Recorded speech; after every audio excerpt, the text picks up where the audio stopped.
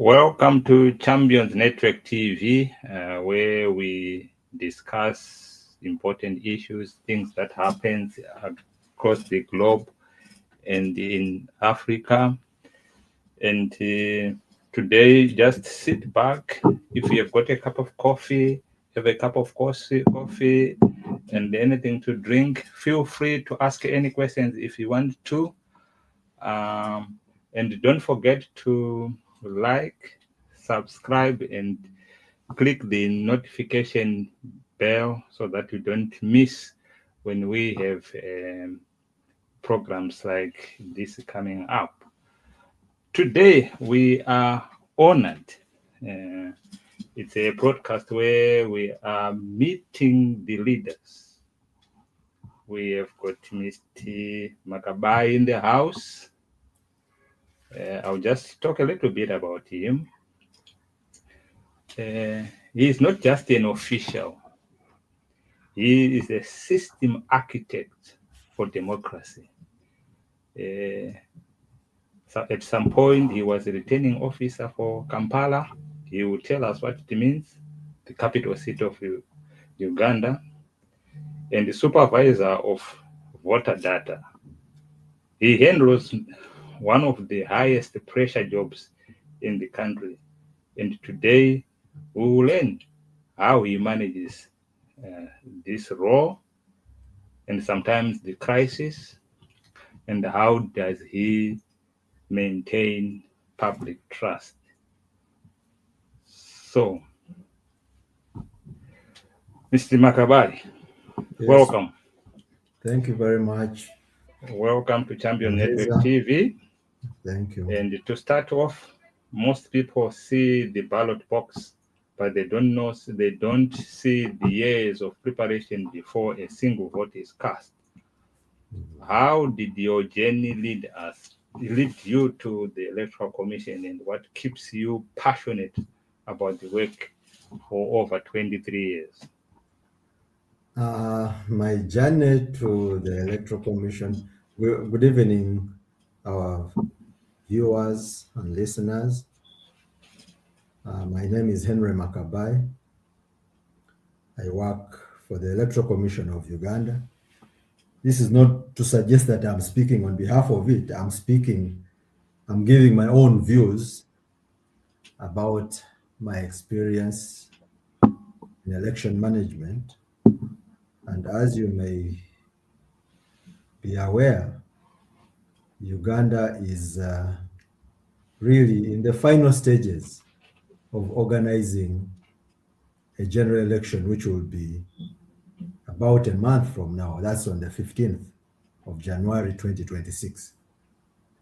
My journey to the Electoral Commission, I never knew that I would ever work in elections. I studied business administration and practiced in that field for a while. But then my first interaction with elections was in the year 2001, where a friend just called me when I was on my way home and said, you know, Henry, there is a discussion that's going to be on Radio 1. There's a radio in Uganda called Radio 1. And they were going to discuss elections which had just been conducted. At that time, I was working in a private coffee export company. So I had nothing to do with elections. So I presented myself, I went and discussed, and I remember there had been some challenges in that election, whereby some election materials meant for one region had been delivered to another region. And of course, some political actors were really castigating that. And I innocently put myself in the shoes of those election practitioners. And had to defend them when I did not even know the circumstances under which they were operating. I had to acknowledge that to err is human, but that the error that had occurred had been rectified in good time for the people to go to election, to elect. And then later on that year, I get again invited to go and work on a part-time basis. There had been challenges with the voters register, and I had been working with computers and databases from 1990. My first job actually was the job of a computer operator at a time when there were not many computers in Uganda. So I joined the team that tried to work on the register. That time, the Electoral Commission of Uganda was transiting from a manual voters register to a digital one in the sense that now they had a database and then photographs, a photographic voters register had been originated and then it needed to be put right. I worked there for a short while. Then I went into collecting taxes.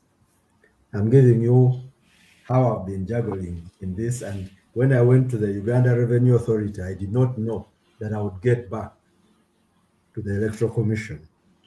I went to the Uganda Revenue Authority for 1.5 years, and then I moved on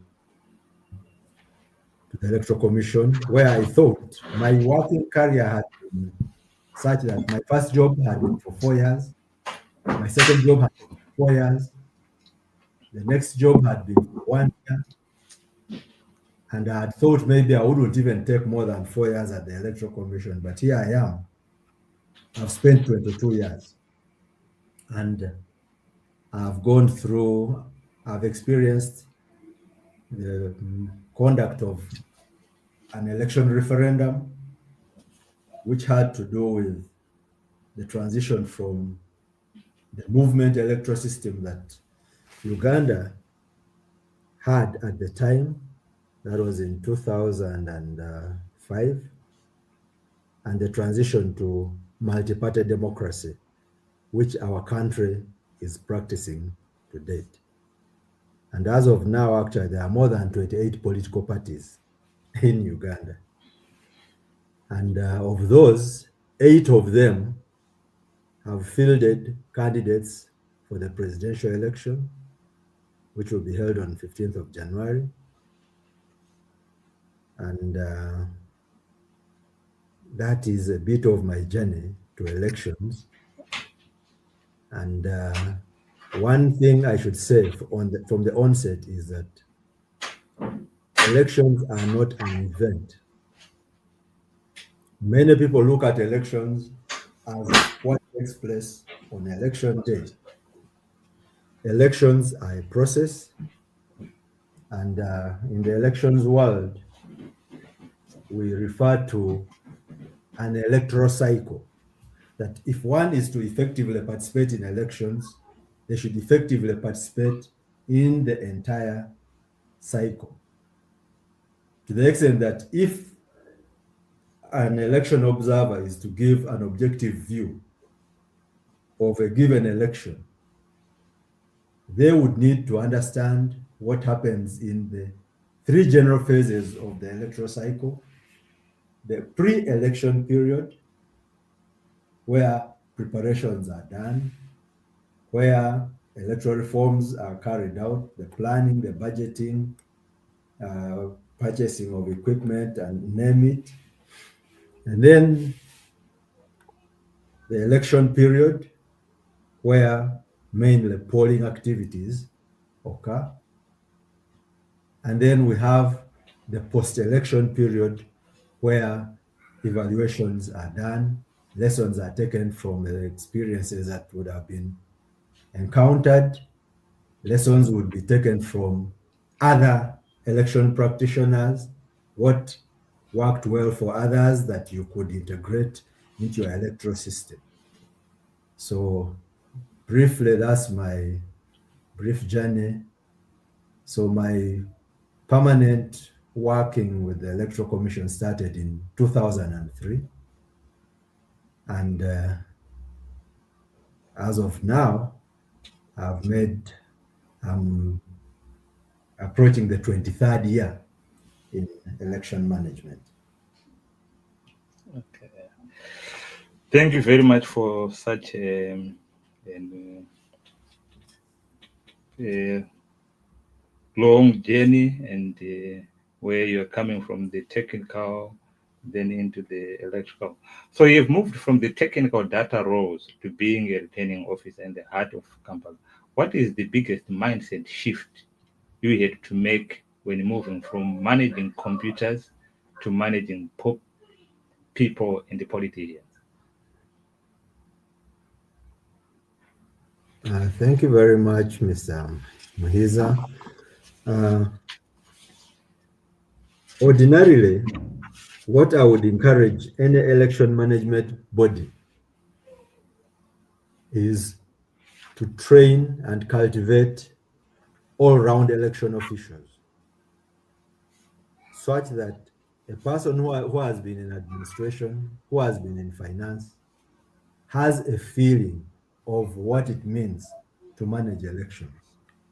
Now, our orientation into the election world started with us. It was a good coincidence that we were recruited at a time when there were by-elections. And we started off our practicals as being presiding officers, and that's the person who is managing a polling station, whereby you are organizing the layout of a polling station and issuing ballots, then counting them at the end of the day, and then filling the required forms, submitting those returns to a returning officer who does a compilation of the results to ultimately declare. Now, what I was saying is that it's very good for an election officer to be an all-rounder, and that's what helped me to manage the usual data roles where I essentially interact with computers, papers, photographs, and name it, and hardly with other people, other stakeholders. But then, as a returning officer, yeah, you are aware of my being a returning officer in Kampala, and that was from October last year up to 18th June this year. But I had been a returning officer before in the general election of 2016. I was the returning officer for the local government elections in an electoral district called Kayunga, which is just about 60 kilometers from Kampala. And that situation arose from a challenge where there had been, I would expressly put it, there had been election violence where a returning officer had been assaulted, and she expressed fears about continuing with that role in that electoral cycle. So my employer, I don't know what they based on, they decided that I would be the one to go and face that situation. And by God's grace, I should say, I handled the local government at sub-county level elections. Um, there was no violence, and there was even no petition, meaning that election was handled satisfactorily, to the best of my knowledge. My employers are entitled to their opinion about what it was. And then in 2018, 21, again, even when I was away on official duty, when I came back after the presidential election, the following day I was given a letter to still assigning me to the same district for the same local council at sub-county level elections, because the returning officer, again, another one, had been faced, had faced the same challenges that the previous, that had arisen in the previous election. So with that, definitely I was hesitant to go, but where duty calls, you must go and face a situation. Again, I had to go back to Kayunga district. That's working as a returning officer for the second time. And we went through that election. It was very heated, a lot of exchange of hot words with stakeholders who wanted things done their way, and yet things had to be done the right way. And the will of the voters needed to prevail. And I did ensure that the will of the voters prevailed. Of course, to the dissatisfaction of some of the stakeholders, some of whom had been the orchestrators of the violence that had been meted out to my predecessors. But fortunately, I did not experience that violence, even when we had hot exchanges with some of the stakeholders. But at least they got to understand that I was doing my part. They had done their part of canvassing for votes, and the voters had decided, and I had brought out the verdict of the voters. Now, Kampala is the most recent, and that was really my hottest experience as a returning officer. One, there had been some challenges in the administration of that district, and our employer had opted to recall the returning officer to head office, and then I was sent there. But that was really a temporary measure initially, because transfers were due. And when I assumed Kampala, it was a temporary measure. Then in the process, a member of parliament died, and a by-election had to be conducted, because we still had more than 6 months to a general election. Our laws require that if a seat in parliament falls vacant, it must be filled within 60 days, for as long as it's more than 6 months to the general election. So that's how I end up being at the center of the conduct of that election. Well, we did our best, because I can't say I was alone. It was a team. We did our best. There were some challenges from some stakeholders, some traces of confrontation between some politicians and security. And then, unfortunately, on the election day, there were some skirmishes at the time of counting of votes, and some results were not brought to me as a returning officer. So that was a very challenging moment. It is a moment that initiated investigations by the state. They needed to understand why certain results had not arisen, had not been delivered. And then, of course, the result went in a certain direction, and one of the participants did not agree with the outcome of that result and petitioned court. And well, court ruled in favor of that petitioner. The one who was petitioned appealed. What I'm trying to put forward is that we have functional systems in our electoral system that when one disagrees with the outcome of an election, they have a remedy of going to courts of law. But it's very interesting to note that whereas I would have been the main defendant because I was a representative of my employer, the courts, when we went to court, the petitioners, in their wisdom, did not find any question to ask me in the courts of law. And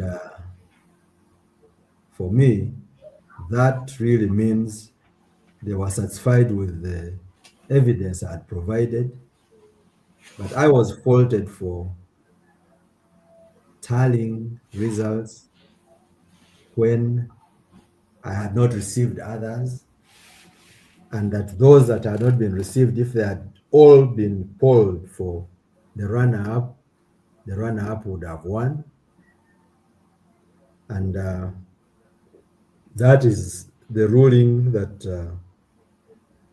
the person who had won at that election, who had been declared winner and who was sworn in as member of parliament, that's a verdict that he petitioned. But for us as the Electoral Commission, we did not petition. We said, okay, if you say we did not secure the materials well, indeed, we did not receive the results, so they were not secure. But given the little means that we had of one constable,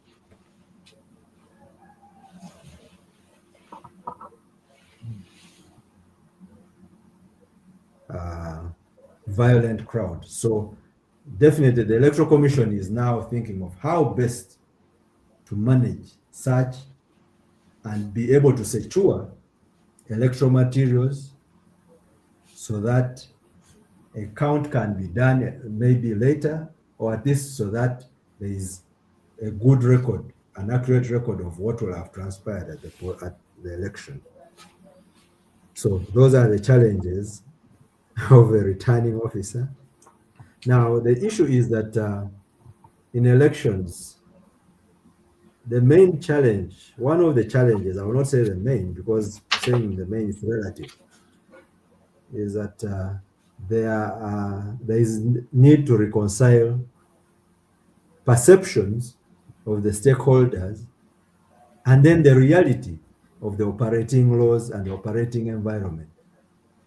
And that's where most challenges seem to arise. So as election practitioners, we try our level best to clear certain perceptions that people may have, and then to reconcile them with the realities by bringing forth the stakeholders to understand what we go through in managing elections. Thank you very much, well articulated. Someone listening might want to know, in just a brief, what's the role of a returning officer? The role of a returning officer, in summary, is to manage elections in a gazetted electoral area. To start with, to be a returning officer, you must be gazetted in the National Gazette, and your electoral area is defined. In our case, in Uganda, I could say we have electoral districts. And then for the presidential election, we have the nation as an electoral area. So all electoral districts have returning officers and assistant returning officers. And then we also have the chairperson of the Electoral Commission as the returning officer of the presidential election. Oh, So right. Those roles vary, but they all center around organizing and presiding over an election and ultimately tabulating the results of an election and declaring the winner. Okay. And in our situation, the moment a declaration is done and somebody is dissatisfied with it, then the dissatisfied party has recourse to the courts of law, where then the returning officer has to go and defend the position of how they declared whoever they declared and to establish whether the declaration was in conformity with the laws, with the outcome of that election, and with the laws that governed that election. So the returning officer gets all recruits polling officials, people who will work on election day, people who work in other electoral activities. Because if I cite the Ugandan case and making reference to the electoral cycle that I talked about, that in the pre-electoral period, there are preparations we make. Then when we will go to the electoral period, we have issues like registration of voters. So the returning officer would have to appoint register update officers. We also have in the Ugandan situation display of that register, because for any register to be reliable, to be acceptable, it needs to have only those persons who are eligible to vote at an election. So, in the Ugandan case, we have what we call display of the National Voters Register. Even when we have by-elections, that register is displayed for people, the community, to help in cleaning that register. So this role is not for the Electoral Commission alone. To start with, the Electoral Commission, other than seeing names and images of persons on a register, we do not know those individuals. But the communities know those people better, and they are able to help in cleaning the register. So they will point out who does not belong to that area, who died, and so on and so forth. So that ultimately, those who should be on are included, those who shouldn't be there are removed. And then when it comes to other activities, of course, on election day, the returning officer will still appoint presiding officers and the assistants, the officials that will work on election day. And as a matter of fact, in the Ugandan situation, I think an advert is coming out tomorrow regarding recruitment of presiding officer, polling officials for the elections early next year. Then ultimately, uh, the returning officer also supervises other subordinate electoral officials. In the Ugandan situation, we have supervisors at parish and sub-county level, and all these work or are answerable to the returning officer. So that, to answer you, that's what a returning officer, especially in the Ugandan situation, does. And this is a similar role that returning officers in other jurisdictions in Africa perform. Thank you very much. We will move a little away. We want your international role. I think you were at one point part of the observer missions for elections in Ghana. I've been an observer in Ghana twice. Yeah. Oh, twice. And can you maybe just in a nutshell to just compare and contrast the electoral system in Ghana and in Uganda, and what lessons did you learn as an electoral commission for Uganda, whilst you were observing the Ghanaian elections? Uh, I was an election observer in Ghana for the general elections of the year 2008. and 2012. And of course, I observed that in Ghana, for example, the, the Electoral Commission is very central in, in making proposals to the laws that govern elections in that country.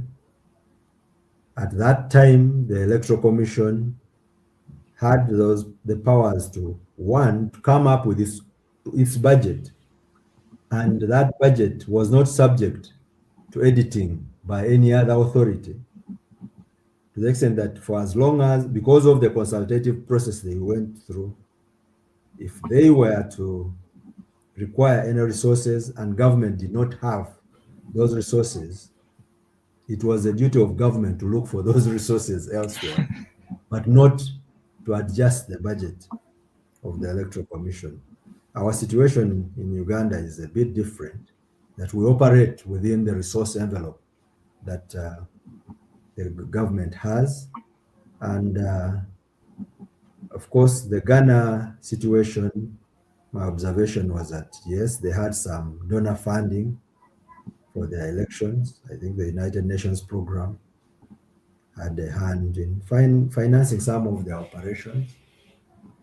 But in the Ugandan situation, the elections are, I could say, 99.9% funded by the government of Uganda.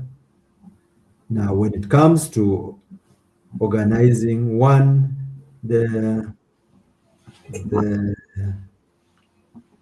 the way Ghana operates the election is that their returning officers, I could say, are almost ad hoc, in that they would be appointed about 3 months to the election, and then they would continue for another few months after the election to handle the petitions bit. But in the Ugandan situation, ours are permanent staff, that you are appointed a returning officer, you are on a day-to-day, I mean, you are on the workforce, daily workforce of the Electoral Commission. Now, we learned about biometric verification, voter verification from the Ghana situation. In Ghana, they had a situation where they had come up and the political actors had agreed that if you are to be verified at the polling station, if the biometric equipment did not verify you positively, then you would not vote. At least that was for one of those elections. In the Ugandan situation, we have been having a situation where if the biometric equipment did not identify you positively, then there would be a manual bypass for as long as you appeared on the physical paper register that would be at the polling station. So you wouldn't be disenfranchised just because of that. Just to comment about this, that the verification is has been by way of fingerprints, and because fingerprints, the ridges can easily get worn out. We have situations of people like mechanics who are handling grease and oily stuff. We observe that they have a tendency of having their ridges worn out. If I got my biometrics, my fingerprints captured today, after about a year or 3 years when we are going to have an election, my fingerprints may be worn out and the biometric equipment may not read the fingerprint. So Uganda, this time round, has come up with an innovation. And the innovation is that fingerprints are not the only biometrics that can be verified. there was an effort to capture the iris, but we didn't have enough time for that. So the option that we've had to integrate into our biometric verification this time around is the photograph. That if your fingerprint cannot be verified, then your photograph will be taken.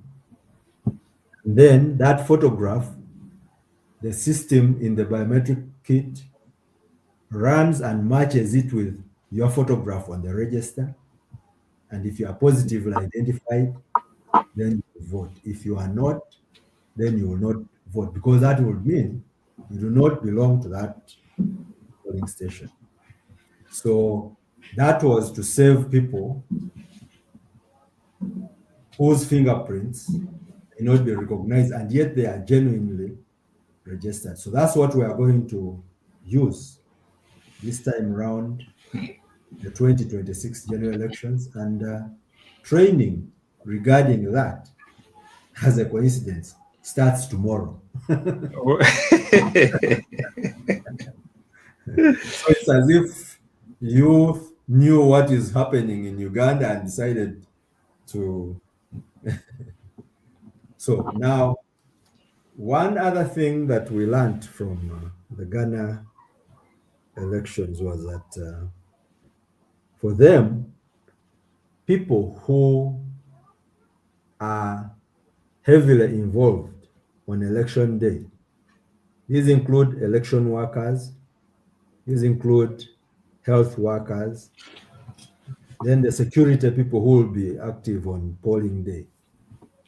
They are given an opportunity to vote in advance.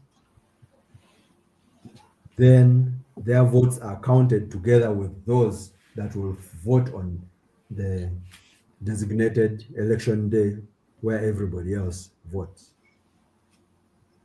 In the Ugandan situation, we are still grappling with that, where we do not yet have a law that provides for early voting for election workers and for other social workers who are busy on election day and may not have an opportunity to go to their polling stations to cast their votes.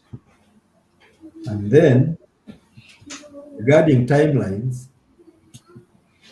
uh, in Ghana, I think they have up to about 1 month within which to declare the winner of the election. But the Ugandan situation requires that a winner at any election or by-election should be declared within 48 hours of closure of the polls. So if there was an election that ended today, which is Sunday, by Tuesday, the winner ought to be declared. Wow. This one is more technical. We are bringing you back to the to the technical field. We often say that data is the new oil, or in your role as supervising water data management, how do you ensure that the oil, which is the data, water data of our democracy, the voters register, remains pure and accurate? But I think we have mentioned quite a bit about it when you mentioned about involving the people within the constituencies to really. Okay, maybe you can go on. Maybe there may something that you might want to add on. True, like you said, this data needs to be pure, reliable, and for you to have a reliable, acceptable voters register, one, you need to follow the law regarding compiling that register. In the Ugandan situation, for one to qualify to appear on a particular voters register, they need to either originate or they need to be resident in that particular parish. The parish is the main unit of registration. Of course, besides being a citizen of the country of Uganda and being of age, that is being 18 and above. Now, in whatever we do, we try to follow that. I'll give you a case that the Ugandan situation is a very interesting one, that we have so many elective positions. We have direct elected members of parliament, we have women members of parliament representing districts, we have youth members of parliament, you have the army, Uganda People's Defense Forces that also elects. Now, all those registers have to be compiled and they should have the eligible persons. Definitely, you will not expect Makabayi, who is a civilian, to be part of the electorate of the Uganda People's Defense Forces that elects 10 members to represent them in parliament. So we use the respective groups. For example, if the elections are for youth, then the people on that register have to be between the ages of, from the age of 18 to the age of 30. If the election is of older persons, then that person should be, the persons there should be people who are more than 60 years. If the election is for persons with disabilities, then there should be evidence that the respective persons have a certain disability. And like I said again, if the election is for the People's Defense Forces, then one needs to be a member of that electoral college that elects them. So it's very important that the laws are respected regarding compilation of those registers.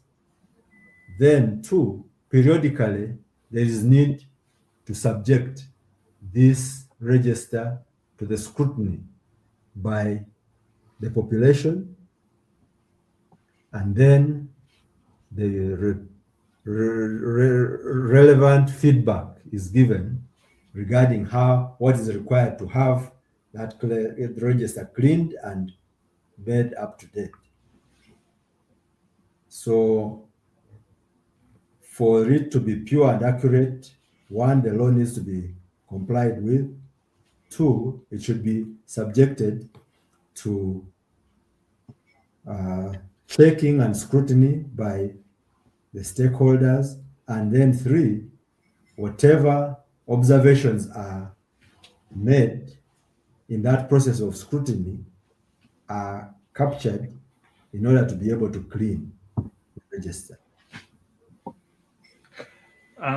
Earlier on, you mentioned about participating in the electoral cycles. How does the opposition stakeholders Participate. Okay. participate in these electoral cycles, and what activities will they be doing?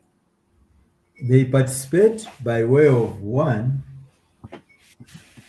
they avail the opportunity to field candidates. Now, in the Ugandan situation, we have a situation whereby whenever we have an activity, stakeholder engagement is at the forefront. And in stakeholder engagement, the principal people that we call are political parties, even the civil society organizations are invited. So the opposition part, the political parties, really, all of them are given an opportunity to participate in all these exercises. Like I was telling you, if we cite the case of presidential election, any political party that can mobilize the requisite signatures from a certain percentage of the country can field a candidate.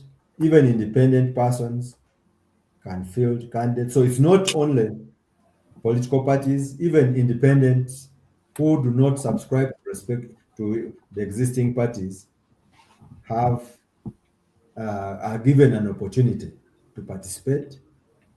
Uh, the Electoral Commission, in the case of Uganda, got a political parties desk which coordinates the communication with the political parties, which receives their complaints, their suggestions, and then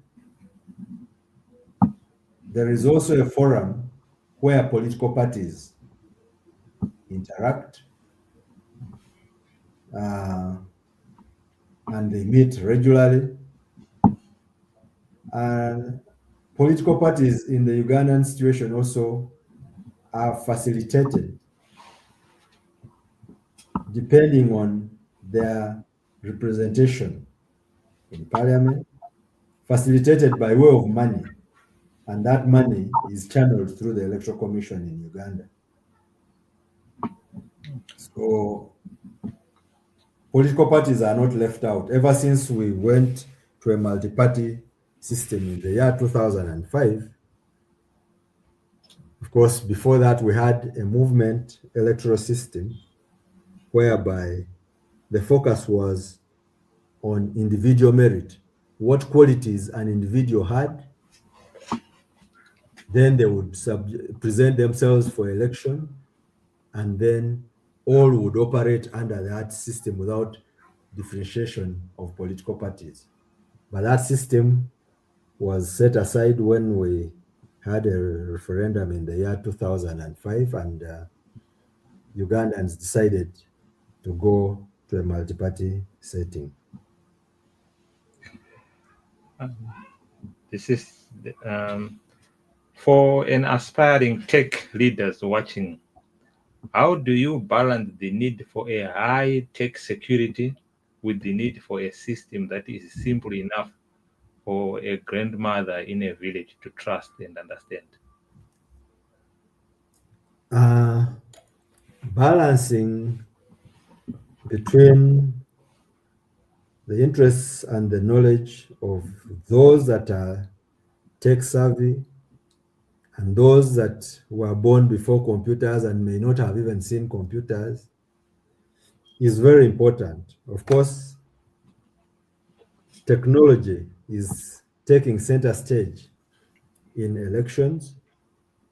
Now, for people to appreciate these technologies, voter education is very essential, and efforts are always made by election management bodies to conduct voter education to make the voters and the general population. I'm saying the general population because there are certain people who opt not to be voters, but they are citizens and they have a stake in the country. So they also are entitled to be enlightened about how the electoral process are handled. So the technologies that we use, for example, in the Ugandan situation, are technologies that have to do with voter registration, where one has to present oneself and then they have to explain to you that, well, they are taking your photograph because that photograph will have to appear. They are taking your fingerprints because those fingerprints will also be essential to help in verifying whether you are the one when you are appearing at the polling station. So this voter education is very important. Of course, then other technologies come in to do with the results management. Of course, initially, simple spreadsheets can be used to capture results, but given our tight time frames in the Ugandan situation, whereby you have 146 districts, you have 343 constituencies spread all over the country, and yet results have to be declared within 48 hours. We need systems that really need to feed into each other. And in the Ugandan situation, since 2010, we've been operating, since 2011, we've been operating an electronic results transmission and dissemination system. And that's what a number of countries really endeavor to do. So that data entry is done at the grassroots, fed into a central server. You've talked about data security. That's where our attention is always drawn to. Of course, if you have an online system, you must really take the issue of data security seriously, and Uganda does not take that lightly. And a very interesting thing to note with the Ugandan elections is that whenever the results of the presidential candidate of the presidential elections have been declared, uh, they are published on the website per polling station, because the basic unit of election is a polling per polling station. We have done that in the past, and I think we will continue doing that. And that normally is intended for transparency, for one to establish whether the result that you knew, that you had at a polling station, is the one that has ended up being captured and being the basis for declaring who ultimately wins. Now, for people to develop confidence in that, at polling stations, we have agents that are permitted per candidate, and then the agents are given a copy of the results that have been declared or announced at a particular polling station, and they are at liberty to do their own additions to compare with those that the Electoral Commission ultimately. So the issue is transparency, allowing agents to be present, to witness, in order to have confidence in the prevailing system. So there are manual records like declaration of results forms that are available normally, that do not need one to know how to use a computer. But we also have electronic compilations that are periodically hosted on our websites after an election that people can continue referring to. So there are efforts to make everybody understand how the ultimate result has been arrived at, and that is done. And of course, those who end up disagreeing with that, like I said earlier, have the opportunity to prove their cases before courts of law, and then the courts of law will decide the course of action, where if the Electoral Commission will have been faulted, then that's it. Those are situations where you have by-elections being, in fact, we even have situations where courts have declared another person as the winner, that whereas this person was declared a winner, from the facts availed to court, we have established that so and so should have been the winner, and the court declares that person and withdraws the, the win of the one who may have been erroneously declared.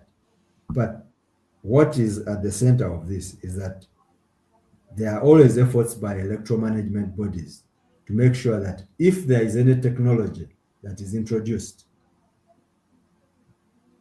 the gist of that technology, how it will work, and the benefits of it are normally passed on to the respective stakeholders.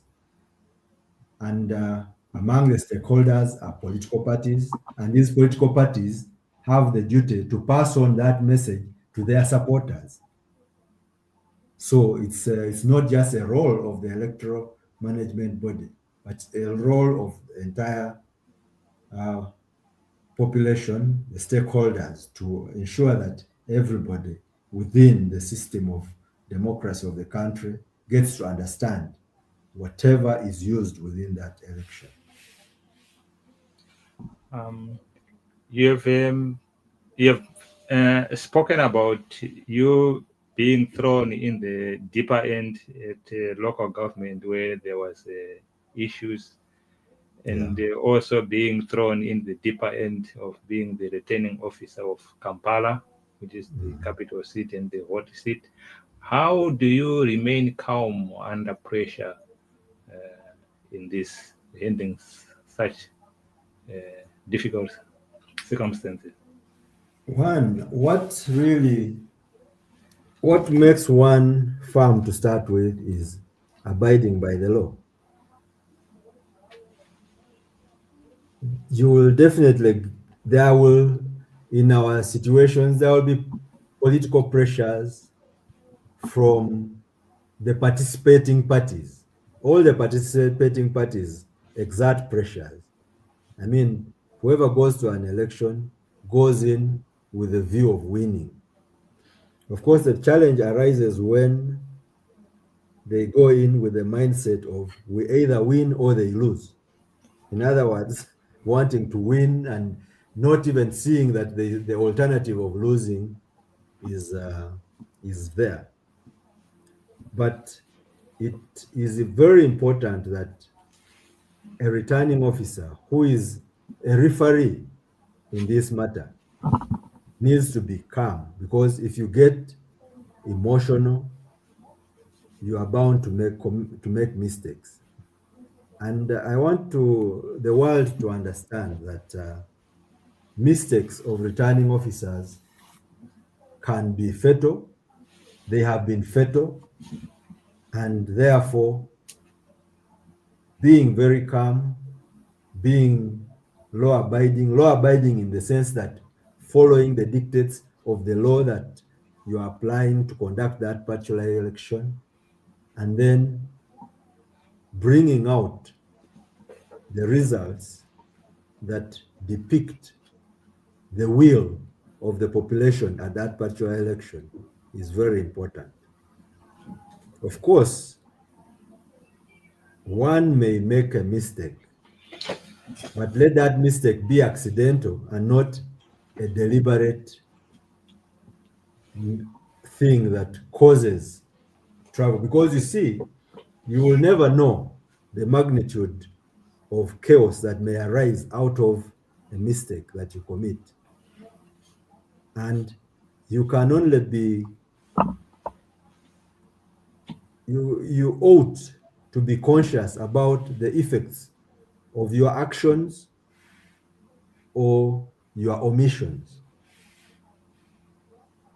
And the moment a returning officer is conscious about that, then you can manage to withstand whatever pressure that may arise.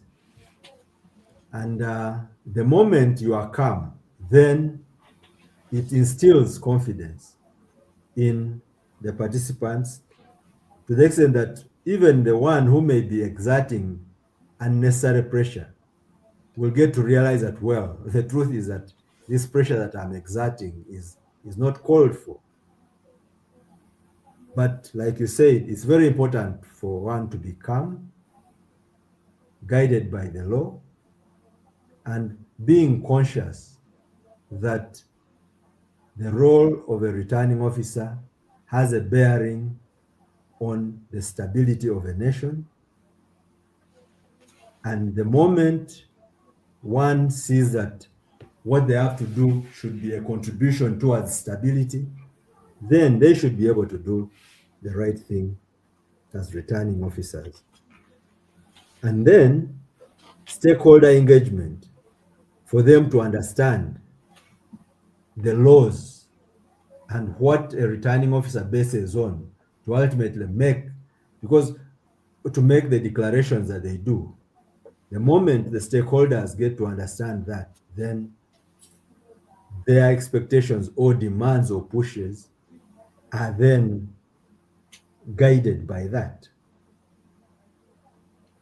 So I've been in those, unfortunately, tight situations, trying to step in for a previous violent situation and handling, have handled elections and I brought, I mean, in a calm situation ultimately that has cooled situations that would have otherwise been volatile. What has guided me is one, you need to be firm. You need to know what is right and what is wrong, what is lawful and what is not lawful, and then understanding the ramifications, the implications of a mistake.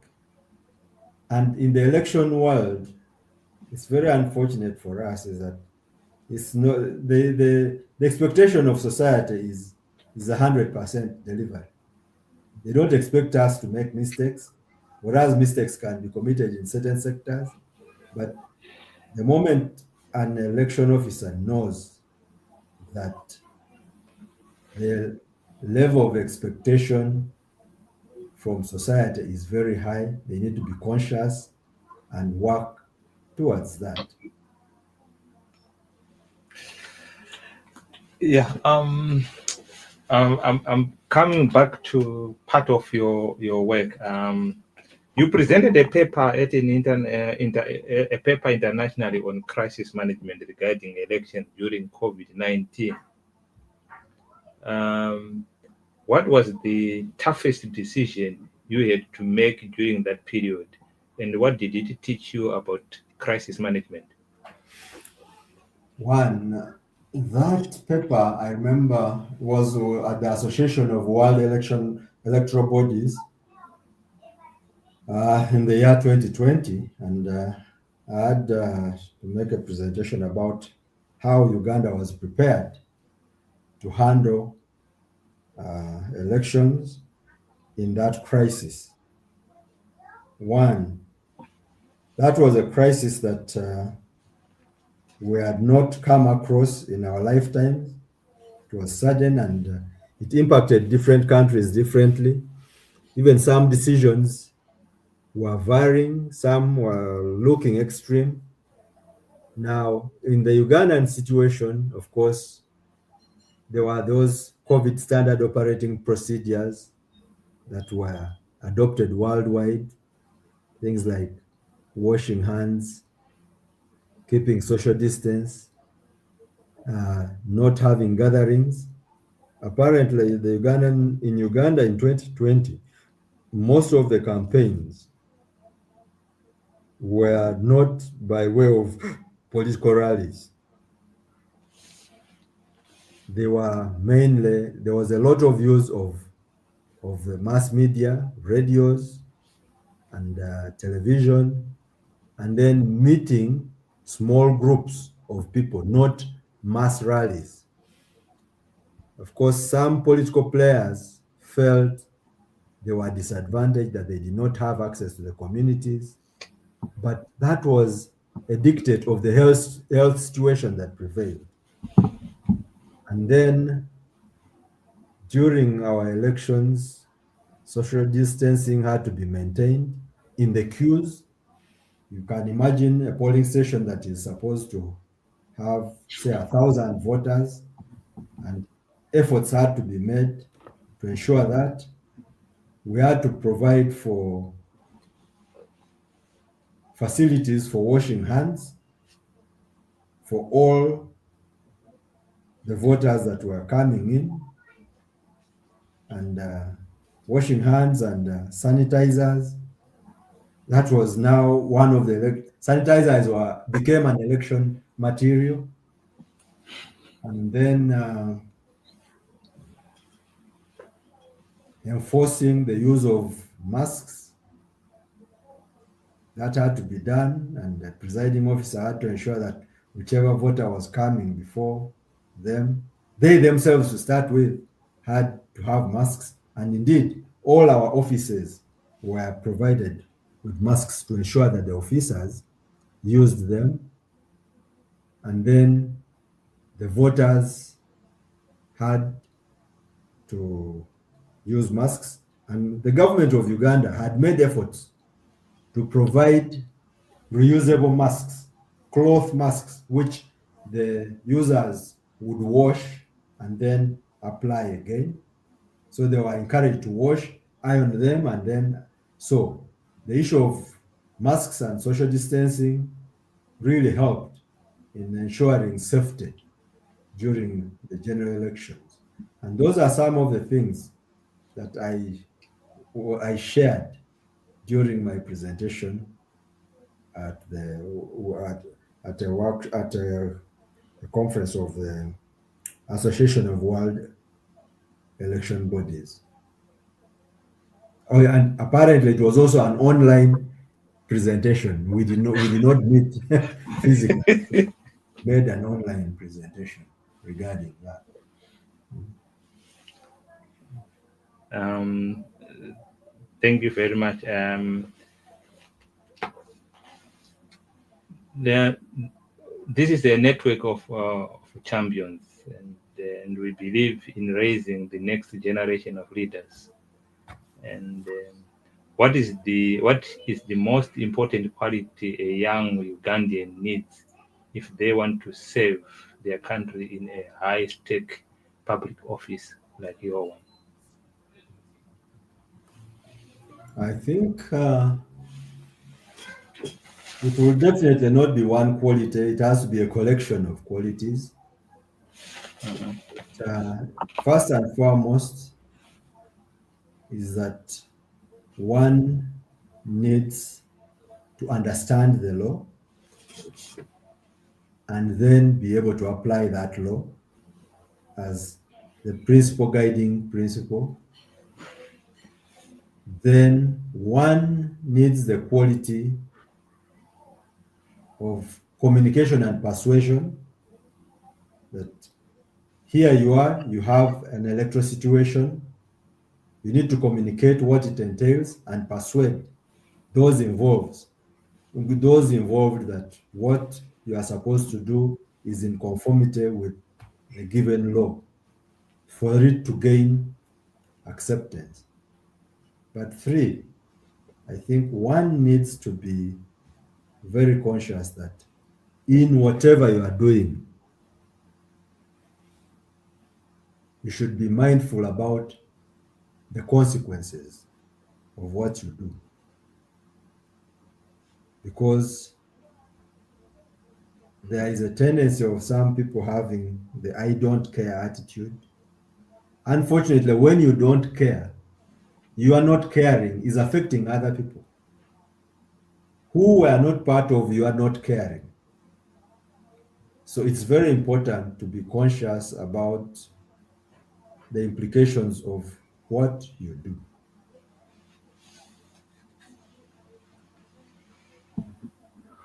All But right. above all, it's good to know that you are in a current regeneration and you need to make a contribution so that the future generation finds an ideal situation to also thrive, to live and thrive. So the issue of sustainability comes to play. So it's very important that our generation shares our experiences with the younger generation for them to be able to carry on from wherever we shall live. Because definitely, if it's a public office, there's a retirement age. So when you retire, then younger people definitely will have to come in. They also play their part, but they also need to learn from what those that were there before them did. And election management bodies, like any other body, need to be learning organizations. They should learn from their experiences that if you encountered such a challenge today, that should not be a challenge to you again in the subsequent. You should devise a means of handling that challenge so that you do not have to keep making the same mistake over and over.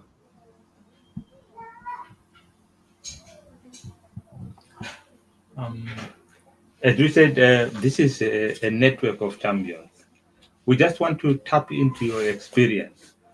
Who is who is the either world leader or a leader within Uganda whom you have come across, either interacted with, who have shaped or changed the way you see the world or your worldview? Or you might have read about them in a book. I don't know what it is. In the Ugandan situation, I must say, being a person who is working with elections, one person who has been very influential on the way I manage elections is our leader, President Yoweri Museveni, who is very passionate about free and fair elections.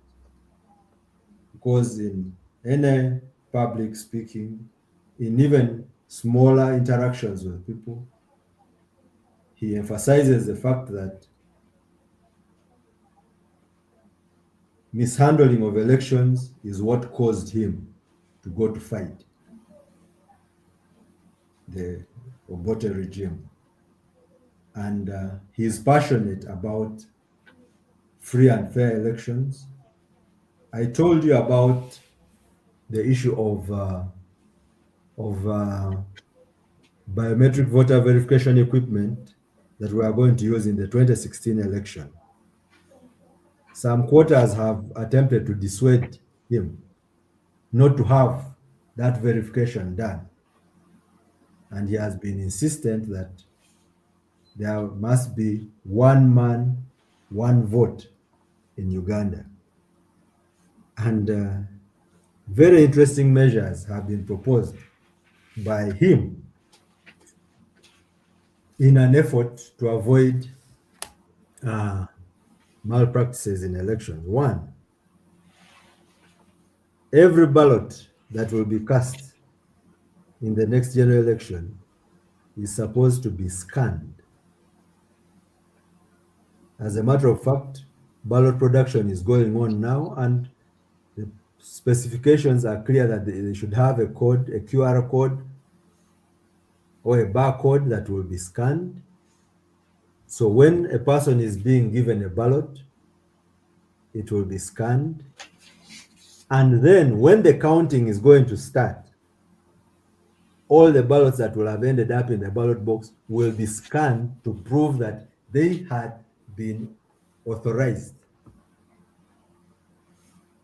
So you asked me about a person who has had an effect, a positive effect on me regarding elections. And some of the confident stances I've taken in managing challenging elections have been due to the fact that I know that the head of state believes in fair, free elections to the extent that even when I've had pressure here and there, I've known that if this came to his attention, I think I would be absolved.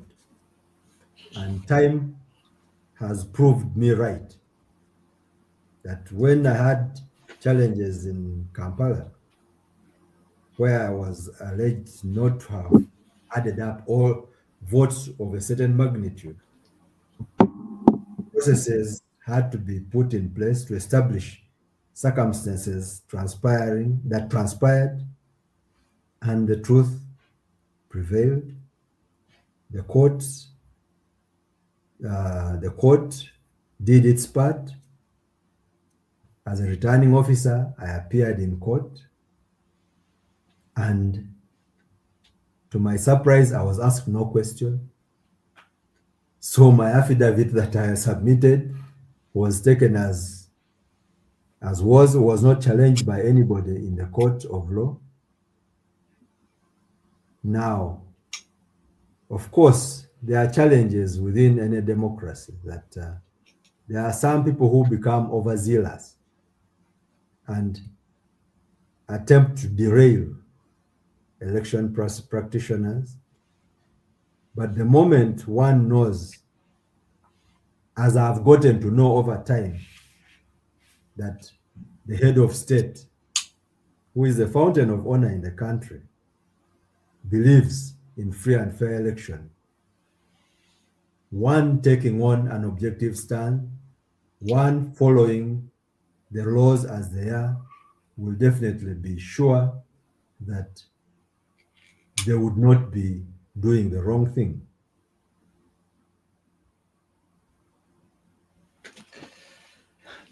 Thank you very much. I just want to bring you back to the long time back during the time of Socrates. Socrates didn't believe that democracy will work in the sense that maybe people who don't understand uh, the system uh, are not qualified to cast vote. What your view, especially on the African continent, of the democrats of this election, where sometimes some people who then goes to vote are people who are in rural areas who sometimes don't even understand the parliamentary system. I think I do not see any better system or any better alternative to democracy to start with. So then maybe the issue is the forms it takes. But regarding democracy, I think in the foreseeable future, I do not see a better alternative to democracy because democracy is about getting the majority of people's will prevailing. Of course, people can say that the majority are not necessarily right always, but at least the moment the majority are on one side, then it is worthwhile to understand them. Now, we have had phases in the democratization process. We had phases during the colonial times on the African continent, and during the colonial time, which lasted in some cases, centuries, elections were not heard about. In fact, the issues of elections started coming in when the struggles for independence started setting in, where were therefore legislative councils for most of the African countries. That's what they were referred to. And then after independence, there was dominance of one party states, more or less, because party that emerged in elections after independence, a number of them opted to suppress the others. And then time came in when pressures came in, whether internal, there were also external pressures that were calling upon countries to conform to certain standards of democracy, which in this case was multipartism. Now, the case of Uganda is an interesting one. That for such decisions regarding the way of governance, the mode of governance, there was provision in our constitution for referenda.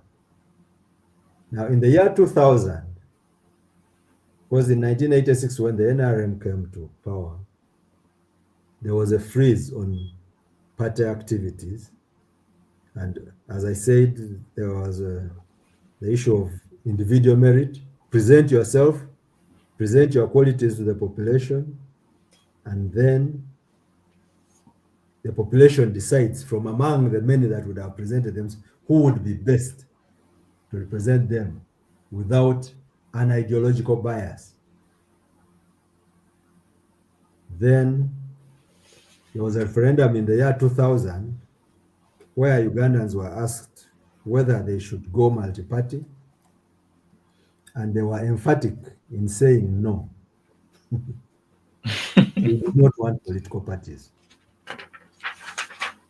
Then again, some pressures started coming in. Of course, some people felt there were, first of all, there had been political parties that had emerged before independence and now were in abeyance, and yet their leaders and their members felt they needed to organize under those parties. So again, pressure emerged. I put it as pressure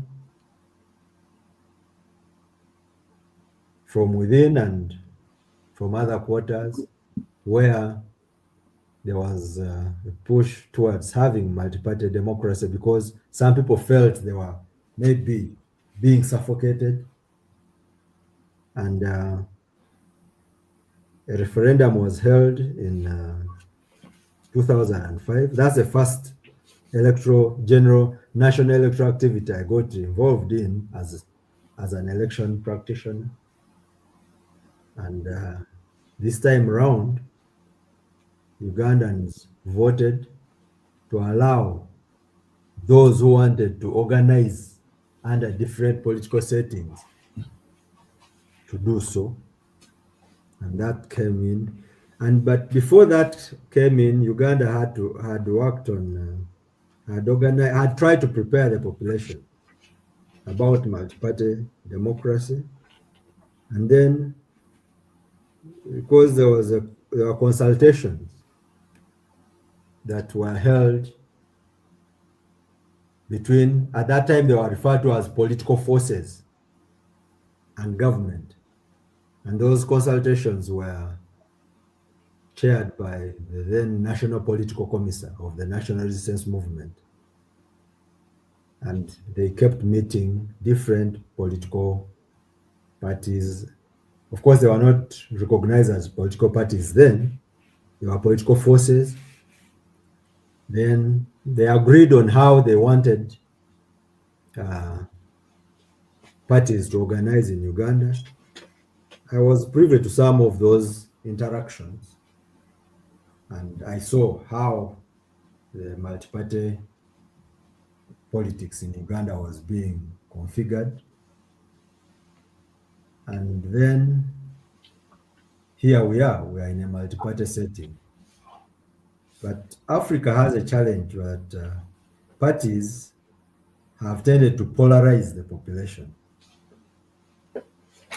And yet they are seen as the standard for democracy in the world. Why is this? I think it's because not many of them are issue-based, or when they are championing their programs, they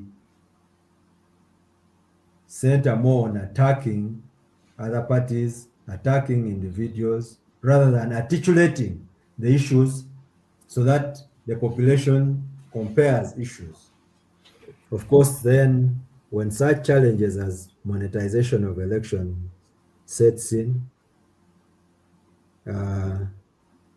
then you get challenges. Of course, then when such challenges as corruption set in, that causes some setback towards democracy, because then people start seeing that there is no delivery on issues that the people who voted a particular setting to implement. When you get challenges like nepotism, those also they negate the benefits of democracy. So political parties, political actors need to focus on one, delivering what they promise, two, appropriating resources and using them correctly if people are to gain confidence in the elections. They need to see that, well, they are, what they voted for is being implemented, because ordinarily they should be voting based on issues, based on tangible promises, and then the political actors need to deliver what they promise. And where they fail, they need to sufficiently explain why they failed and why the population should have hope that they will be able to deliver on their promises. And political configurations really need to be issue-based, clear manifestos, clear agenda, clear development issues that they want to deliver, and that should be the focus. Otherwise, where you get issues like tribe setting in, when somebody gets to a campaign podium and starts attacking the character of another person or misleading others about the personality of another, then we miss the point, and then the benefits of multi-party democracy are, are eroded. So issue-based elections really should be the central thing. And then using homegrown system or hybrid systems, because really I can comfortably say that a number of parties have disappointed the population. They cause polarization. For as long as they do not focus on their manifestos, or for as long as they do not have clear ideologies, for as long as they are formed basing on sectarian tendencies, then they do not serve the purpose for which parties were intended by those who invented the party system of election. Right. As we come to the close of this broadcast, we have just been almost 1.5 hours. Time flies. Um, if you were to meet the young Henry, uh, what one piece of advice you would give yourself when you first joined the Electoral Commission? When I first joined the Electoral Commission 22 years ago, I was a very courageous young man. I remember one time when we were being oriented, and somebody stood out and told us that we seemed to be very ambitious young people, and that if we did not if we did not learn to keep quiet, we would lose our jobs faster than we got them. I remember standing up and asking the commissioners whether I had not made a mistake to join that organization. That courage. And I told them that I needed assurances because I had not left my other job, whether I should not retain the job that I was in. And it took a session of about an hour for the bosses to apologize and say, no, those statements of that officer are unfortunate. This is a worthwhile place to work in, and we encourage you to speak out, and you will not be victimized for speaking what what is constructive. So I would tell the older Makabayi to maintain that courage and one, to always be balanced in what I do. I would emphasize that to base decisions based on information and knowledge, and to minimize or to avoid emotions overriding or dictating my direction of thought. But above all, to always know that my work is governed by certain laws that ought to be abided by, and that what I do has an effect on others, and I should be very mindful about the effects of my actions. Wow, wow, wow. I can't thank you enough for spending your time and coming and sharing with us your experience. And to those watching us, or those who will be watching this broadcast, this has been quite an extraordinary discussion, and he has got a lot of advice. And the one thing that stuck with me is he said,